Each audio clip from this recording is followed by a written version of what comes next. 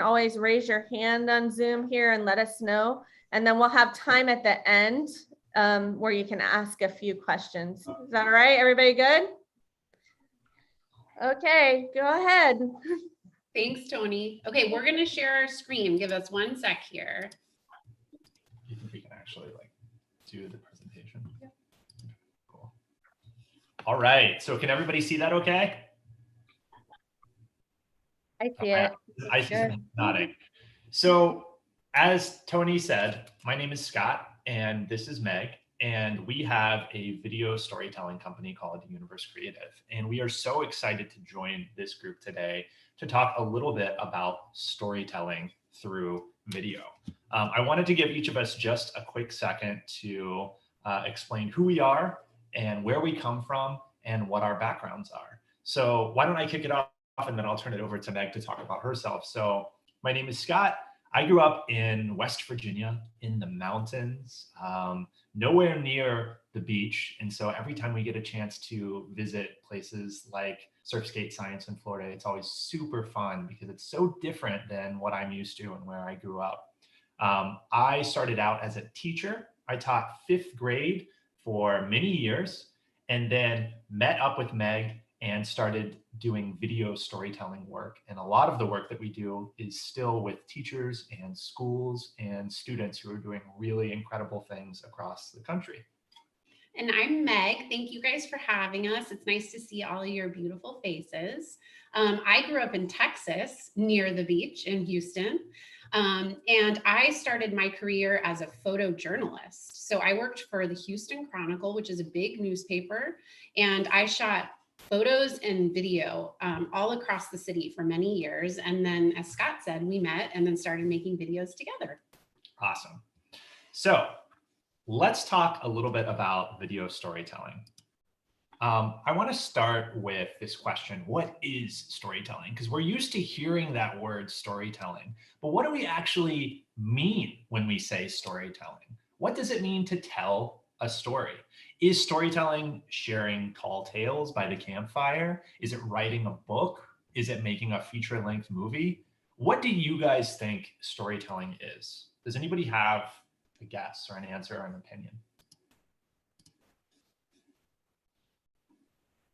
I think you guys can raise your hands using the Zoom. And making people. Creating people and making characters. people. Someone's telling a story.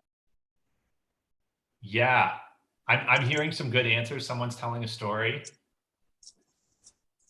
Any other input here? Teaching someone about what happened. Yeah, I heard. Creating characters and making people want to feel something. Ooh, I hear some really good, good. Somebody telling a story that was real or that's fantasy. Okay, yeah, I heard the word characters. I heard something happens. I heard telling a story that's real or fantasy. These are all really good answers to the question, what is storytelling? And one point that I want to make here is that it's easy to think of storytelling as something that's long or complicated. Sometimes we think of our favorite novels or our favorite movies and we think, wow, that seems really complicated. I don't know if I can tell a story. But when you really think about it, storytelling can be kind of simple. Let's go back to our presentation. So we like to think of storytelling as action and reaction. Because something happens, there is a change. And really, in simple stories, that's pretty much what it is. Something happens, and because that thing happened, there's a change. Complicated stories just mean that lots of things happen, and there are lots of changes. So yeah, there are other elements like character and setting and tone and theme, but this whole idea of action and reaction are some of the most fundamental elements of storytelling. It can be just as simple as that. So let's do a little experiment here. I want to go back to an image that you guys have seen already and talk about why video is perfect for storytelling. So you guys saw this image right at the start of our presentation, and I want to ask you a couple questions about it. What is happening in this image? Does anybody have any ideas or thoughts? You're laughing with kids. Okay, I'm laughing with kids. People are laughing. Or laughing. What do you think? They're Why do you think they're showing- laughing? You're looking at pictures.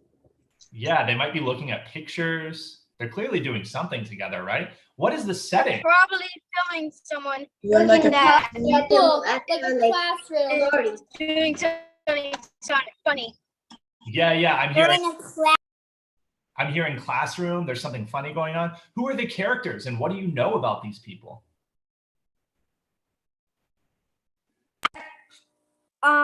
Three of them are kids, Yeah, and two of them are adults. that's very good. And also there are 4 boys and 1 girl. That's excellent. What do you think the adults are doing in the classroom? Or You're showing them. and I Yeah. feel like you're showing the kids like how like the cameras are working and stuff like that. Right. So the adults have cameras, so they probably are camera people, or they're probably making movies or teaching the kids. Here's the point I'm trying to make. You guys have told me a lot of great information about what might be happening in this image, what the story behind this image is. Now, if someone new joined our group right this minute, would you rather have to repeat all the information that you just told me? Hi, I'm sorry I'm late. Sorry. Exactly. Sorry, I'm late. Or would you? I actually just joined. I'm so sorry I'm late. The internet was being. That's perfect because I was just Perfect timing too. Yes. So here's the point I'm trying to make is that a picture tells you a lot of information that if you didn't have the picture would take a long time to describe. You would have to say, there are 3 kids, there are 2 adults, they're sitting in a classroom, one person's holding a camera. because you messed it up. Yeah, because it's on the thing. Stop. It's on that thing. Because you messed it up. You can just show the picture. And that is why video is such a great way to tell stories, because video shows you 24 pictures every second. That is how many pictures you're seeing when you're watching a video. That is a lot of information, and it's a really good way to share information with people. So now that we've talked a little bit about why video can be such an awesome way to tell stories because it's so great at showing people information, let's talk about how you make a video. And I know you guys have been practicing this because we have been following your Instagram channel. So I've seen some of the videos that you're posting up there, which is so cool. We like to follow a really specific process when we make video. And this is the same whether or not you're making scripted videos, music videos, sports videos, documentaries. The process stays the same no matter what type of video you're making. So let's talk about the stages that we go through as we make a video. So the first thing that we do is called writing. And this is where your idea comes into focus. So if you're making a narrative or a fiction film, you want to write a script. The script is a map for all the dialogue and the action in your video. And even though your work is nonfiction, if you're doing a documentary, you still want to write as much as you can so that you can understand and communicate with others what it is that you're trying to bring to life. How many of you guys have had a chance to see the video that we made for Surf Skate Science? I see a couple hands up there. So back in February, we had the honor of visiting Florida and spending a couple days with Tony and Yuli and some of the awesome students in Surf Skate Science. And we made a short video about the program. It was a documentary video. It was not scripted. And yet, even still, we spent so much time writing what it was that we were going to capture, what we wanted to hear from the people that we interviewed, and how the final video would take shape. I wonder if we can just pull up that treatment so we can give people a chance to see it. We want to show you guys what the writing can look like. So we're going to pull this up right now. How many of you guys like to write? Does anybody, do we have any good writers here? who enjoy writing? I see some hands popping up.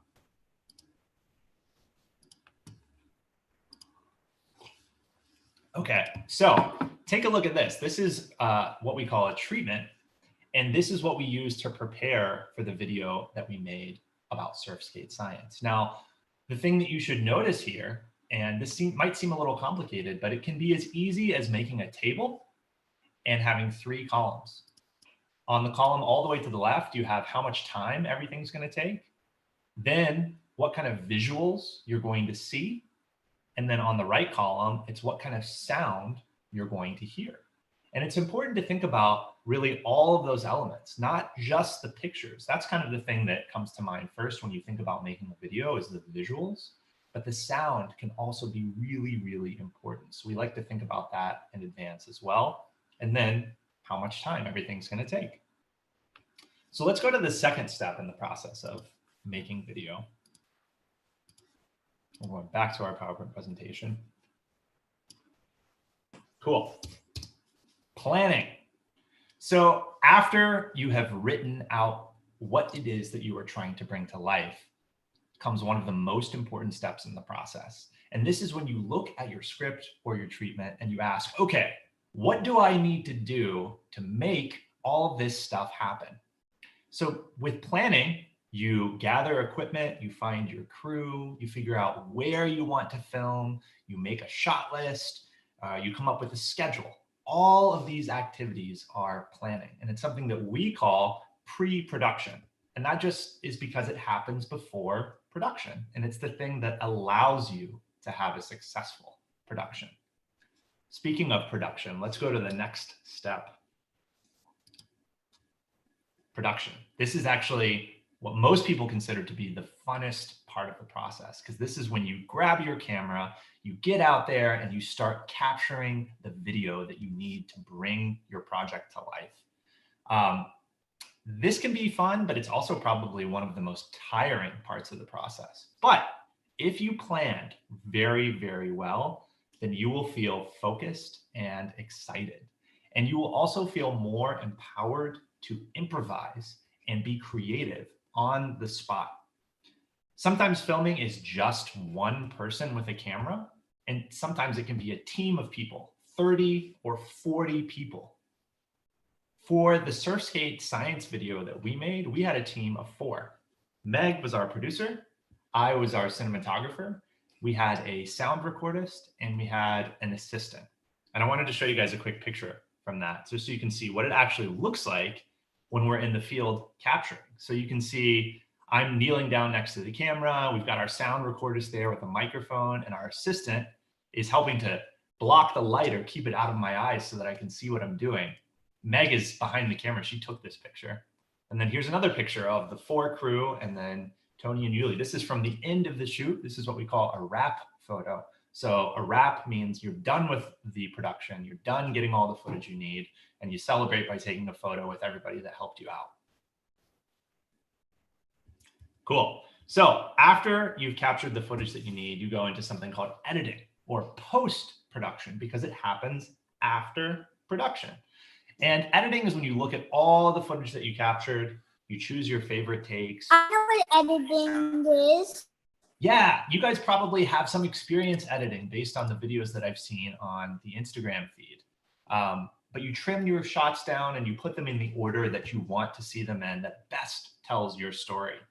Most computers these days come with some sort of editing software that makes this pretty easy.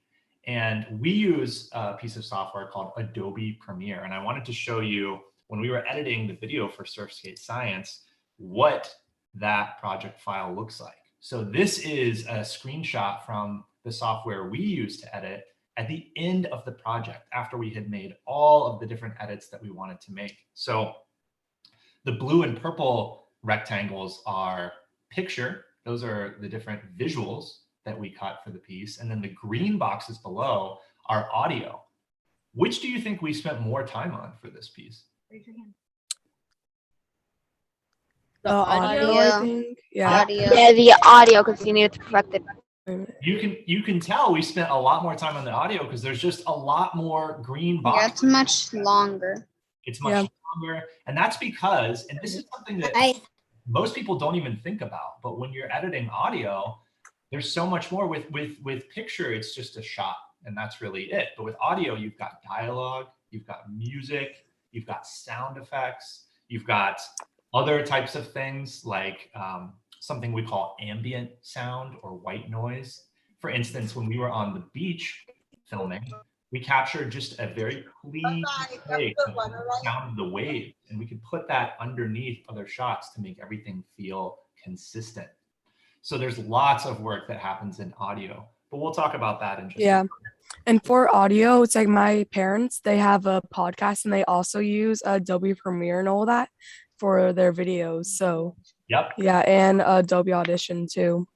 Yeah, Adobe Audition is a great program that's specifically focused on And it's like whenever I edit my videos, I use CapCut for it because I do it on my phone. So cool.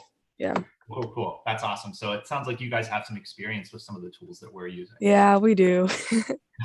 That's good. You guys are starting several steps ahead. Let's talk about the very last step in the process, which is distribution. And this is such an important part because this is how you end up sharing your video with the world. It's not enough just to make something that's really cool.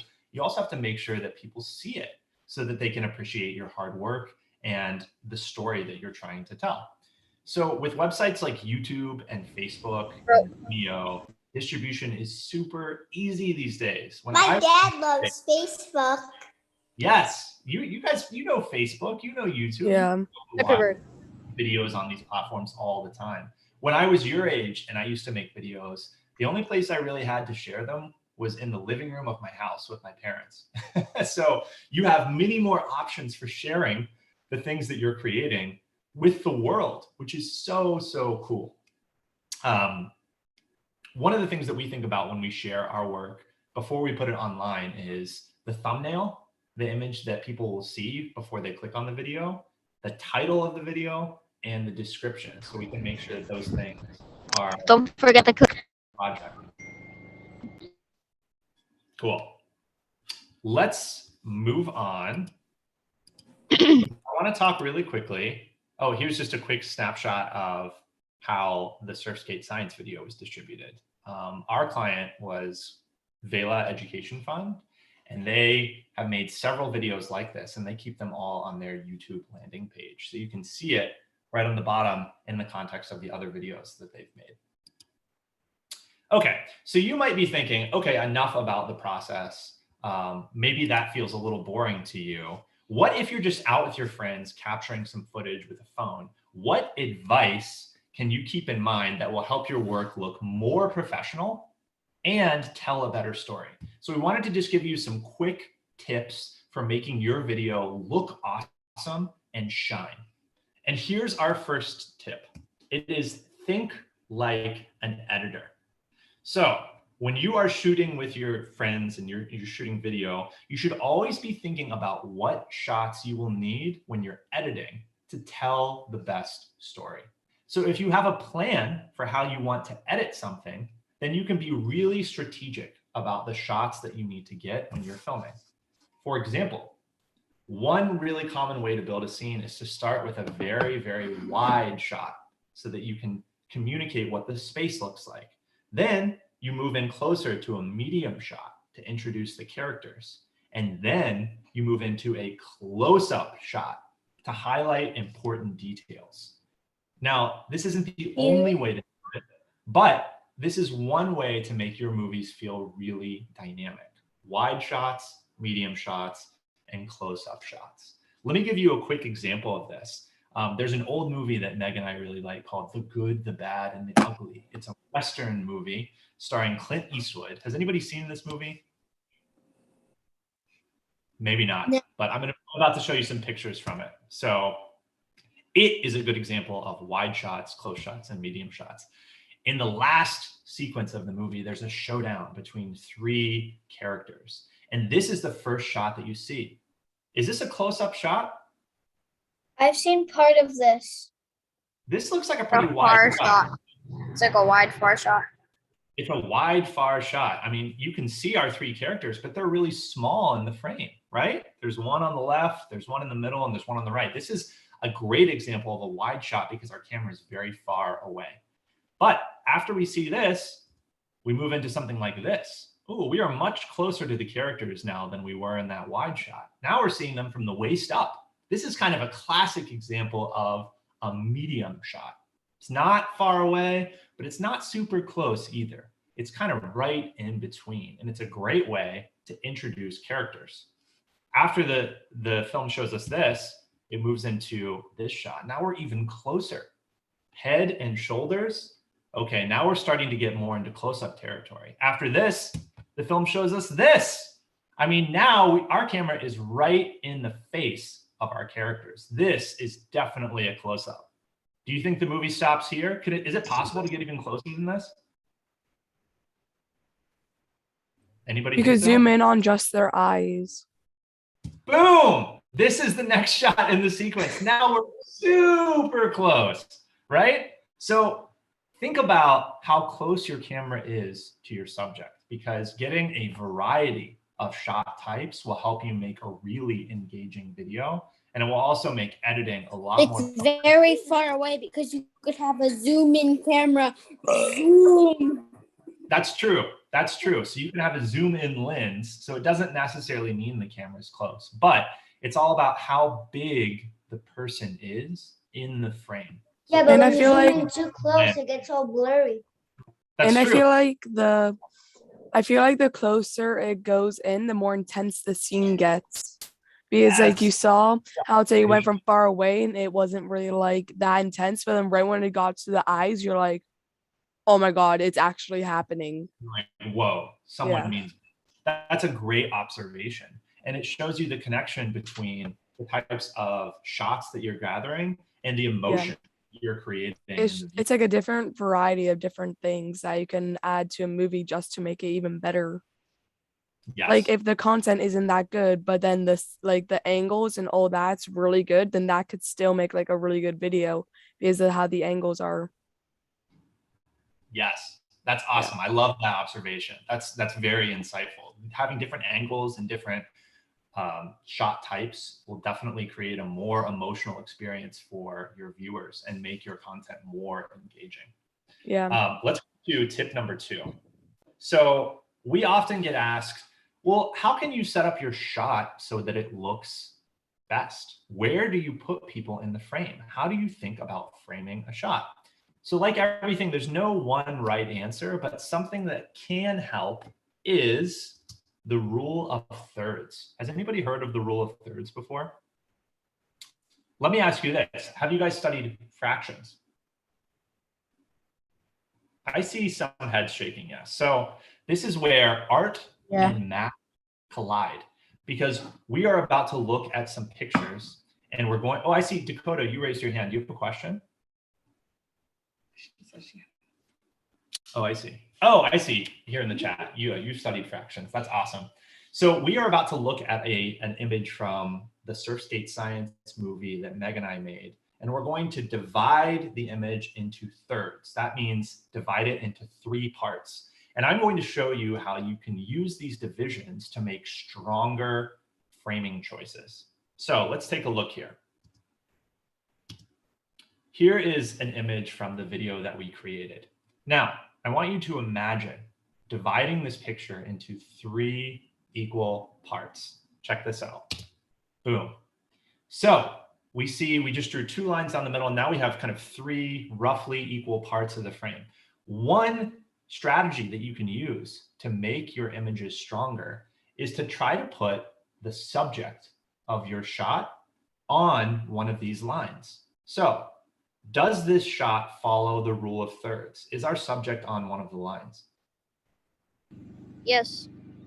Yeah. Yeah. I mean, it's not perfect, right? It's not perfect. Yes. It's not right on the line, but it's pretty close, right? So this is a good way to compose a shot that feels really satisfying to the audience. Let's take a look at another example. Here's another shot from the Surfskate Science video that we made. Does this follow the rule of thirds? Do you think our subject is on one of those lines, those dividing lines? Yes. I hear a yes. Does anybody disagree? No. Yeah. No. Let's take a look. One of Yeah. them. Yeah, she's kind of on the dividing line, right? So this follows the rule of thirds as well. Let's take a look at one more example from our Surf Skate Science video. What about this one? Do you think this follows the rule of thirds? No, he's in between both of them. He's in the center. Yeah, he's between all of the square Kind of gaps. in between the lines, That's isn't he? fine. He's in the Still- center, yeah. Still He doesn't really follow the rule of thirds, but I still think this shot works. So Yeah. this is a great example of how the rule of thirds is a good guide, but it's not always right. You can break the rule and still have a really nice shot. The rule of thirds I find is most helpful when I'm trying to get a shot and I'm kind of uncertain about how I should frame it. I'm thinking, I'm not really sure how to make this shot look good. One of the first things that I'll do is imagine, okay, well, what if I divide up the frame into thirds and put my subject on one of those lines? Does that help me? Does that help my shot? And you can try it out. And if it does, great, you have an answer. If it doesn't, that's okay too. You can try something else like center framing. That's what we've done here. So the rule of thirds is one kind of secret tool that we keep in our arsenal. And here's our last tip for making great video. And that is, don't forget sound. So think about that editing project file that I just showed you, how much work put into the sound. When we're editing our videos, we spend hours just on the sound, making sure that the dialogue is clear and easy to understand, that the music has the right feel and is timed perfectly with our cuts, and that we're adding sound effects that feel natural but pull the audience into the story. So amazing sound is often the thing that separates good video from great video. And make sure you take the time to record really good sound during production when you're actually capturing the footage that you need. Sometimes that means moving away from things that are really noisy, or if you're inside, closing the windows so that you don't hear the sound of traffic outside. And then when you're in your edit, spend time adjusting the levels and making your sound design perfect. Cool. The last thing we want to say, and then we're going to open it up to some questions from you guys, because I know you probably have lots of questions. This is a question that we get asked a lot, which is, can I actually do this for a living? Is this something that I can really do, or is this just a hobby? Is this just something for fun? Well, we want to say that it's always fun. So you can always do it as a hobby. But if you're also interested in trying to do something like making videos for a living, then it's definitely worth talking about this. When Meg and I were young, we were told the only way to make a career in movies is to be someone like Steven Spielberg and direct big Hollywood blockbuster films. And yes, that is an awesome career, but there are only very few people that can do something like that. So we want to talk a little bit about some of the other ways that you can make videos and still have a happy and successful and fulfilling career. So one of those ways is to specialize. What do I mean by that? Well, you can build a career as a storyteller if you pick one part of the process that you really love and get really good at it. Could be cinematography, it could be sound design, it could be writing, it could be editing, it could be lighting, it could be wardrobe, it could be hair and makeup. There's so Soundography. Soundography? I like that term. That term does not exist, but I think that maybe we should start using it. I think soundography or sound recordist or sound designer all kind of encompass the same work, but I like that term, soundography. There are productions that are always looking for really talented and passionate specialists, people who are really good at one part of the process to help bring stories to life.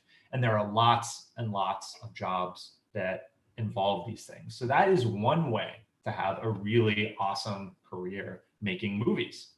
Another way is to work for a company. So Meg and I actually met each other because we were working at a nonprofit that hired people specifically to tell stories for the nonprofit. And, you know, the pay was good. The people were really awesome. And the kinds of stories that we had a chance to tell made us feel really good. It had a really good purpose.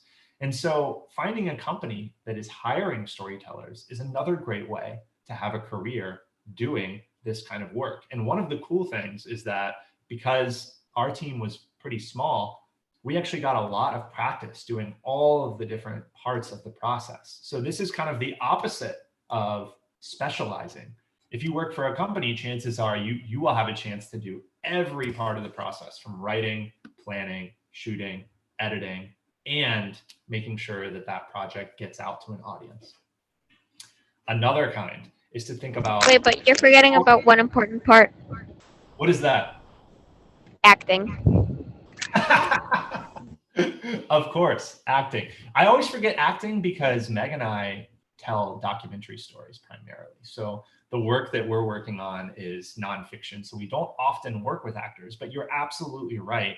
Acting is an important piece of the puzzle. And that is another way that you can potentially build a career making videos.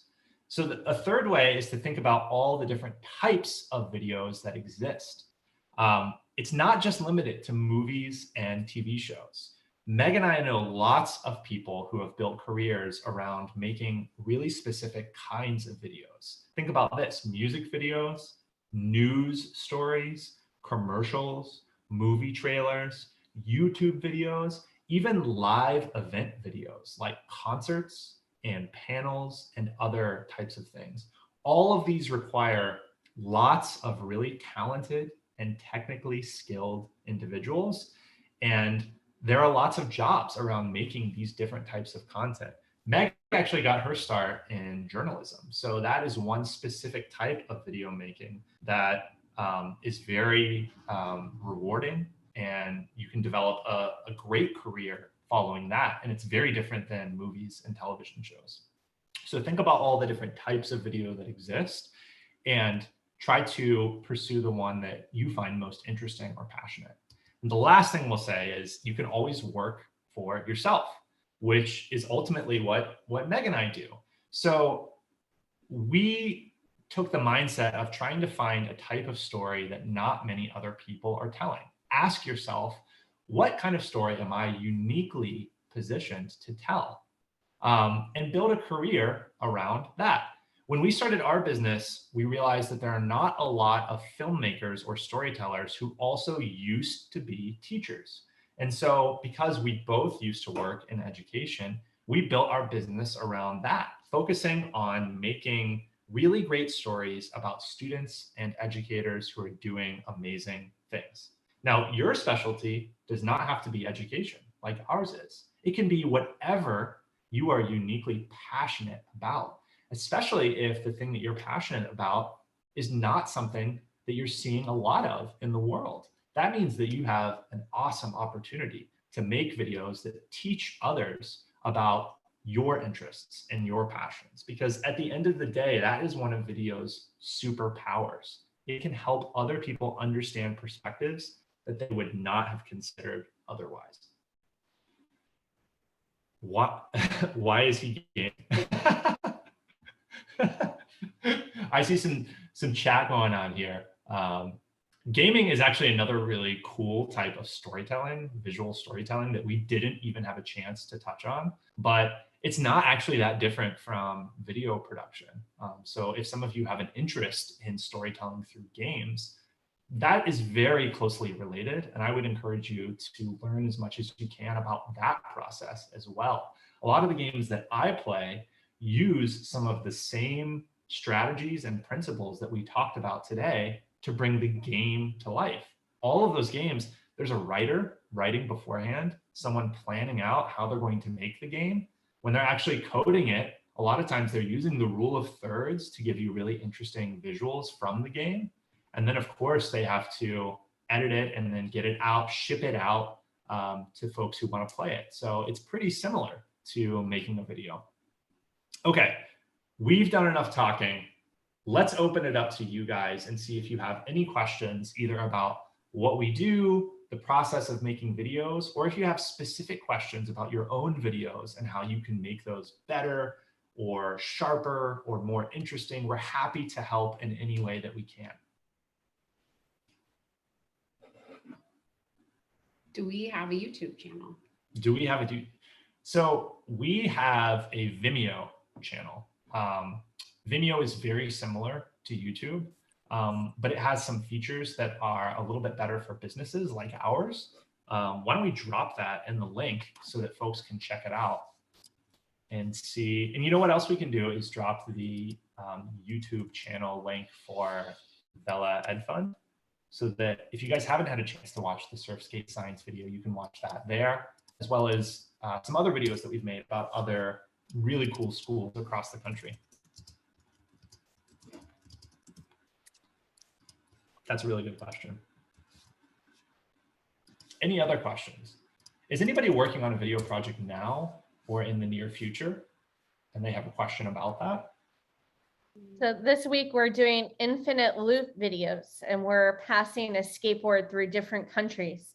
So we're working with a couple other projects, and we're doing frames, and then we're going to edit that video and share skateboards across the world. So that's awesome. So I'm working on a video project. Oh, let's hear about it. I don't know what it's going to be. I'm going to start working on it today. I actually made a bunch of random videos using this app. I don't know the name. They were really cringy. I was like 9 when I made them with my friends, but they were actually movie storylines, so they were not that bad. Cool. But I don't have them on my iPad right now because it's on my old iPad. Yeah, one of the things that I always tell people when you're making videos, sometimes people get nervous. They think, what if the video is not good? The best way to learn and get better at making videos is just to go make a video. Because even if the video that you make isn't perfect, even if you think it's cringy, like you said, you're going to learn so much about how to make the next video not cringy just by making that one video. So getting out there and kind of putting your fear aside and giving it a try is the best way to learn and get better very, very quickly. And Meg and I have done that too. You know, when we were starting out, we made videos that probably now you would watch and think those are not that good. They're pretty cringy, but we learned a lot through that process. Luca, I know you raised your hand. Can you tell me the key points of making a video to like ask somebody to choose you, like for like a job application or something like that? Yes, that is such a good question. So if you are applying for a job or applying to make a project, what people look for is basically two things, I think. Meg, you might disagree. But number one, they want to see some evidence or some examples of the work that you've done in the past. So it can be really helpful as you're practicing.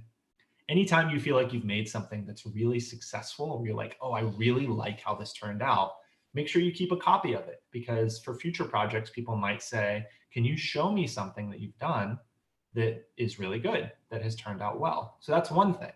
The other thing that is really important to keep in mind is that getting jobs is a lot about communication and how good you are at listening to what the other person is asking for. That's something that Meg and I have to practice all the time, especially when we're trying to get work and we're competing with other people. When we get on a call with the person who's looking to hire someone, we ask lots of questions about their goals. Why are you making the video? Who is the audience that you're trying to reach? What are the things that are most important to you? Because if you can really understand what that person wants and needs, then you can present a plan that they will find really exciting. So it's those two things: keeping copies of your best work so you can show, and then also asking lots of questions and being a really, really good listener. That's a great question, Luca. I really love that question. Kal-El, I see your hand raised. How do you get, like when you publish your video, how do you get a lot of people to see your video? Yeah, that's another really good question. It's hard. There's no one easy way to do it, but there are a couple different strategies. Number one, you can pay to advertise your video. And I think that's one of the strategies that when we made the Surf Skate Science video, the person who paid us to make that, when they put it on YouTube, they also paid to have it advertised. So that video has, I think, around 20,000 views, which is, it's not a million, but a lot of people have seen that video, and it's because it was advertised. If you don't want to pay to advertise, there are still some really great ways to make sure people see your videos. One of them is to promote it yourself on other social media feeds. Like if you have an Instagram feed or a Facebook account or a Twitter account, once you upload your video to YouTube, you can tweet that link, you can post that link on Facebook, you can create an Instagram story with that link so that you're sharing it with all of the different audience members that might want to watch it. Sometimes when we make a video, we try to find somebody who has like a big following online, somebody who has lots of subscribers or followers, and we message that person and ask them if they would be willing to share the video that we've made. That can be a really good way to get lots of views on your video. Really good question. Allie, I see your hand is raised. Thank you. Thank you. So making videos on your computer, I edit mine on my phone, but I was wondering because I don't really know how to transfer it from my phone to my computer. So do you know how to do that or no? Yeah, it really depends on what type of computer and what type of phone you have. Yeah. Sometimes it's as easy as connecting your phone to your computer with a cable. Some phones will allow you to access the hard drive of the phone so you can drag and drop all those video files. Sometimes it's easier to text or email the video files to yourself and then open them on your computer. Have you tried that? Yeah, I have, but it doesn't really work. And I'm using just like a Microsoft one that has Microsoft installed on it. Like that's the main thing that it uses. So it's like I asked my dad before because like he usually does this kind of stuff with like this podcast and all that. But it hasn't been like working on my computer, so I don't know. Yeah. Okay. But I have tried it before, it just didn't work. Yeah, we sort of use primarily Apple products. So we're both using iPhones, and then we have Macintosh computers. But why don't I'll see if I can do a little bit of research. So you have a Windows phone and a Windows computer, and a Microsoft computer as well? Well, I don't really know. I need to ask my dad about that because like for my phone, it's like I know what type it is, but I just don't know like what stuff it is. And like, yeah, it's weird. I don't know. It's like, Okay. Well, let Meg and I do a little bit of research, and maybe we can follow. I subscribe to your channel. What's that about a channel? I in the link. You sent this link and it took you to like a YouTube channel that's a Tommy Profit. So I think that's yours, and I subscribe. Oh, I see. Yeah, I see the link that you. I subscribe to everybody's channel. No, he doesn't. That's awesome. You guys should subscribe to each other's channels so that you can watch Yeah. the projects that you produce. So they're also working on skate video clips this week, and Subscribe to Brock of Belgium. one really cool thing that Eden does in his videos. Somebody was talking about older videos when they were younger and funny, like cringy videos. So he takes some of those clips from those old videos when he's a kid and puts them in there for like comic relief in the skate video. So it's kind of cool. It's a lot of, you can use that stuff, even though you think it's older. It's fun ways to edit your film. Yes, you can do so much in editing. Tony, you started to talk about the infinite loop project that you guys are working on. When you say infinite loop, does that mean that each shot will connect to the shot after it so that it creates the feeling of continuity? Yes. Yeah. That's So so cool. every movement's the same that they're doing. So they're just grabbing a skateboard from the right and passing it to their left to somebody else. And that other person might be in another country or in another location. And so we're going to put all those clips together, and it's going to be one long video of everybody sharing skateboards. So that's one project. Yeah, that's such a cool example of how you can use framing and editing to trick the viewer's mind into thinking, building a connection between two images. Only you know that those two people might be thousands of miles away, but through the power of video, you can draw a connection for viewers, make them feel like they are right next to each other. Super cool.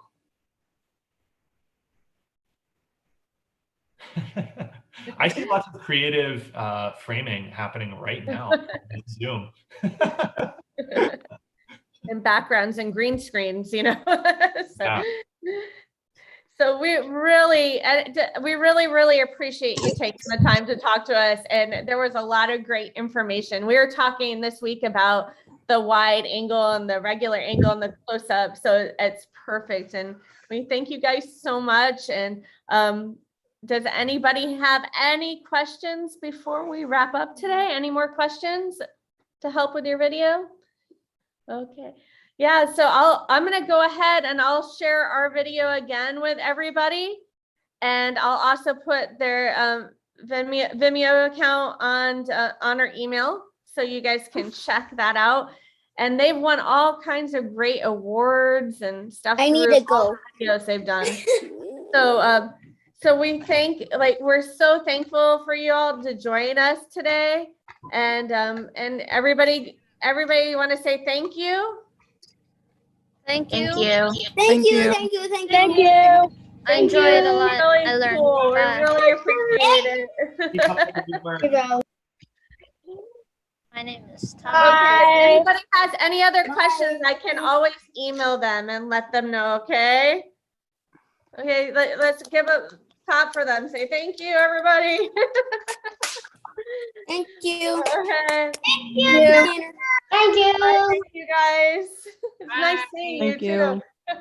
Bye.